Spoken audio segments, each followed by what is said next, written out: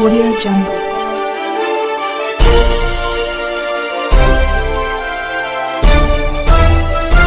Audio Jungle. अभी आप देख रहे हैं कंचन न्यूज। इसे लाइक शेयर सब्सक्राइब करना ना भूलें ताकि न्यूज का नोटिफिकेशन सबसे पहले आपके पास पहुंचे। अब चलिए खबरें विस्तार से। आज 29 एजेंडा पर आज मंत्रिपरिषद में विचार हुआ और मंत्रिपरिषद ने विचार करने के बाद निर्णय लिया। सबसे महत्वपूर्ण जो प्रथम एजेंडा था वो था बिहार विद्यालय विशिष्ट शिक्षक नियमावली 2023। इसके अंतर्गत जो हमारे आज के दिन में पंचायत में, जिला परिषद में, पंचायत समिति और नगर निकाय में जितने भी हमारे शिक्षक कार्यरत हैं उनको सरकारीकरण करने का निर्णय सरकार ने लिया है और उनको जो नामकरण उनका अब किया गया है। अब सभी इस प्रकार के शिक्षकों को विशिष्ट शिक्षक के रूप में नाम रखा जाएगा। अभी ये व्यवस्था ये की गई है कि जितने भी निकाय के शिक्षक हैं इन सभी टीचर्स को पहले सरकारी शिक्षक के रूप में अपने ही वेतनमान, जो आज के दिन में उनका वेतनमान है, उसमें लिया जाएगा। उसके पश्चात उनको परीक्षाएं लिखनी पड़ेंगी। एक परीक्षा लिखनी पड़ेगी जो विभाग तय करेगी कि कौन कंडक्ट करेगा। कोई सरकारी संस्था ही उसकी परीक्षा लेगी। परीक्षा लेने के बाद उन सभी शिक्षक जो है वह जो वेतनमान है, जो सरकार द्वारा जो अन्य वेतनमान जो अभी बीपीएससी वाले जो वेतनमान है वो दिया जाएगा। उनको 3 अटेम्प्ट दिए जाएंगे, 3 बार ये परीक्षा होगी और अगर 3 बार ये परीक्षा नहीं होगी तो जो बच जाएंगे, जो फेल हो जाएंगे या जिन्होंने परीक्षा जानबूझ के नहीं दिया है, उसके बारे में सरकार अलग से निर्णय लेगी। जो विशिष्ट शिक्षक हैं उनको प्रमोशन का भी व्यवस्था है। वर्ष कक्षा 1 से 5 के जो हैं अगली श्रेणी जो होगी वो 6 से 8 की श्रेणी में 8 वर्ष में होगा। 6 से 8 वाली जो है 8 वर्ष के बाद 6 से 8 वर्ष होगा। 11 से 9 से 10 वाले हैं उनको 8 वर्ष में प्रमोशन होगा और 11 से 12 में 8 वर्ष में प्रमोशन होगा। तो ये व्यवस्था की गई। साथ ही साथ जो ये लोग अब विशिष्ट शिक्षक बनेंगे उनको पहले 3 ऑप्शन देने पड़ेंगे जिलों के और सरकार उनके ऑप्शन के हिसाब से उनको पोस्टिंग देगी। मैं आपको पूरा डिटेल में दे देता हूँ। हम एक कॉपी पूरे नियमावली का कॉपी दे देता हूँ, मैडम आपसे दे देंगी। और बड़ी तकनीकी है, मैं नहीं चाहूँगा कि कोई मिस इंटरप्रेट इसमें हो। तो आप इस नियमावली के आलोक में जो कॉपी है, जो डिटेल्स है उसके आलोक में ये प्रमोशन है कि आपके हर 8 वर्ष में 1 से 5 का जो है 8 वर्ष में प्रमोशन होगा। 6 से 8 क्लास में 6 से 8 क्लास वालों का 8 वर्ष में होगा। 9 से 10 वालों का 8 वर्ष में प्रमोशन होगा। 11 से 12 का 8 वर्ष में। तो प्रमोशन की व्यवस्था है और प्रमोशन में भी कंडीशनल है। आपको अर्हता भी होनी है प्रमोशन के लिए और साथ ही साथ इसके बारे में भी नियमावली। महत्वपूर्ण ये बात है कि जब आप सरकारी सेवक में आप आएंगे तो आपको 3 ऑप्शन देने पड़ेंगे। 3 ऑप्शन जिलों के ऑप्शन देने पड़ेंगे और उसके अनुसार पोस्टिंग होगी। नहीं, ये आपका अभी जो विशिष्ट शिक्षक है, अभी वाले विशिष्ट शिक्षक जो है राज्य के अंतर्गत स्थानांतरण नहीं हो गए। प्रारंभ नियम अनुसार के साथ क्षमता परीक्षा में शामिल होने के समय जब आप परीक्षा में शामिल होंगे तो आपको 3 जिलों की प्राथमिकता मांगी जाएगी और जहां से वे अपनी सेवा देना चाहते हैं और क्षमता परीक्षा में उनकी मेगा क्रमांक के आधार पर उन्हें उनके द्वारा चुना हुआ जिला मिलेगा। तो आपको परीक्षा देनी पड़ेगी। अगर आप परीक्षा नहीं देते हैं या फेल हो जाते हैं तो जो बचे हुए हैं, जो स्थानीय निकाय के टीचर हैं, उसके बारे में सरकार अलग से निर्णय लेगी। अभी सर इनकी क्या स्थिति रहेगी? ये विशिष्ट अभी जो स्थिति है ये अपने ही वेतनमान में सरकारी सेवक होंगे। ठीक है, तो आपको मैं पूरा डिटेल दे देता हूँ, आप मैडम से ले लीजिए। ठीक है, टोटल कितने होंगे सर ऐसे टीचर?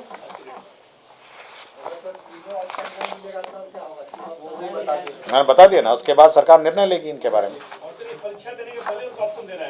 हाँ, यस, साथ ही साथ जिलों का ऑप्शन देना है। टोटल कितने कितने शिक्षक हैं? ये हमको हम अनुमान नहीं मार सकते, क्योंकि प्रस्ताव में केवल नियमावली की बात आ रही है। ठीक है, ये विभाग आपको दे देगा कि कितने लोग हैं, बट नियमावली मैंने पूरी डिटेल आपको दे दी है। मैडम ये ले लीजिए। आज की तारीख में वो विशिष्ट शिक्षक माने जाएंगे। हाँ, हो गया। ठीक है ना। राज्य में पर्यटन को बढ़ावा देने के लिए आज से वो विशिष्ट जिस दिन से अधिसूचना निकलेगी, उसके गाइडलाइन निकलेंगे, तब से ना, मतलब ऐसा नहीं कि कैबिनेट के निर्णय के बाद जो अधिसूचना निकलेगी, प्रक्रिया निर्धारण होगा, उसके बाद जो नियमावली में जो अन्य प्रावधान है उस स्थिति से पुराना ही रहेगा। अभी तो पुराना ही रहेगा, और उसके बाद जब परीक्षा लिखेंगे तो नया वेतनमान मिलेगा।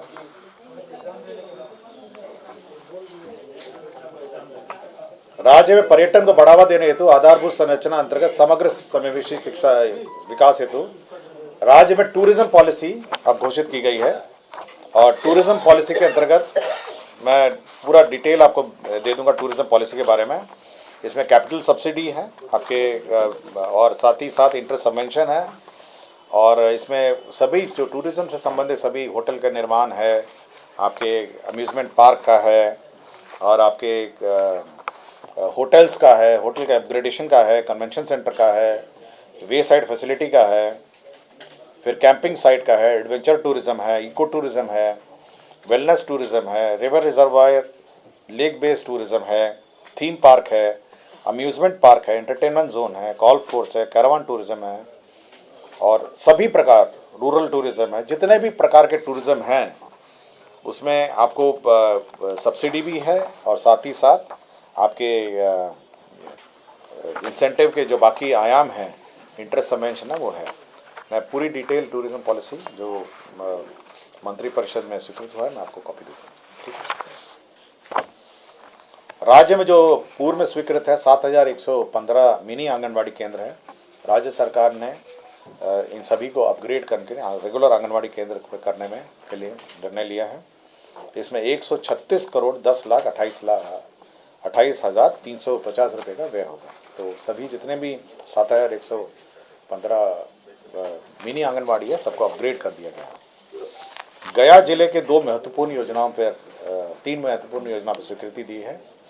पहला है तो गया जिला अंतर्गत जो विष्णुपद मंदिर है, आपको देखा होगा विष्णुपद मंदिर, उसका पाथवे सा शेड निर्माण है, और संरचना और मंदिर के लिए ऑल्टरनेटिव अप्रोच पथ है। तो जो अब जो 8 नंबर है, तो गया जिला में विष्णुपद जो मंदिर है, अब आप नदी की तरफ से जो ऑल्टरनेट पथ है, ब्रिज से आप उतर के पीछे नदी से जा सकते हैं। इसके लिए आधारभूत संरचना निर्माण है, आपके यात्री शेड है, पार्किंग एरिया है, और ऑल्टरनेटिव अप्रोच पथ है। अभी आपको टाउन के अंदर से उस मंदिर में आना पड़ता था, लेकिन फल्गु नदी किनारे आप जा सकते हैं। इसमें 61 करोड़ 96,79,000 रुपये व्यय होंगे। तो ये बहुत महत्वपूर्ण योजना है गया जिले के लिए, जो विष्णुपद मंदिर से संबंधित है।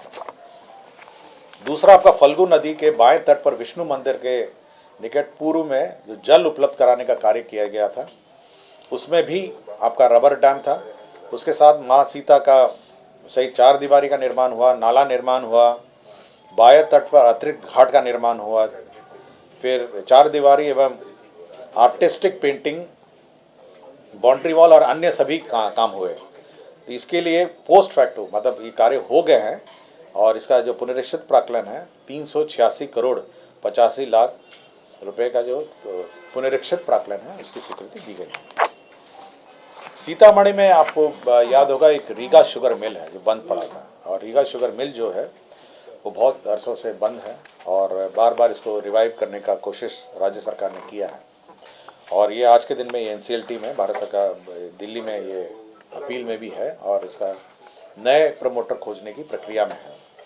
तो इस प्रक्रिया को और सरल करने के लिए राज्य सरकार ने यह कमिट किया है कि जो किसान है, किसान का बकाया जो करीब 51 करोड़ 30 लाख रुपए है, सरकार वहन करेगी। और यह भुगतान जब चीनी मिल चालू हो जाएगा उसके 1 वर्ष बाद किसानों को यह भुगतान होगा। तो यह एक महत्वपूर्ण योजना है जो मैसर्स रीगा शुगर मिल है उसको चालू करने के लिए यह प्रयत्न किया जा रहा है। और किसानों को 51 करोड़ 30 लाख रुपए का जो बकाया है वो मिल चालू होने के बाद भुगतान होगा। ताकि अब इससे कम से कम ये सुविधा होगी, जो नए प्रमोटर आएंगे उनको यह सुविधा होगी कि कम से कम लागत में अब वो निवेश कर इस मिल को चालू कर सकेंगे।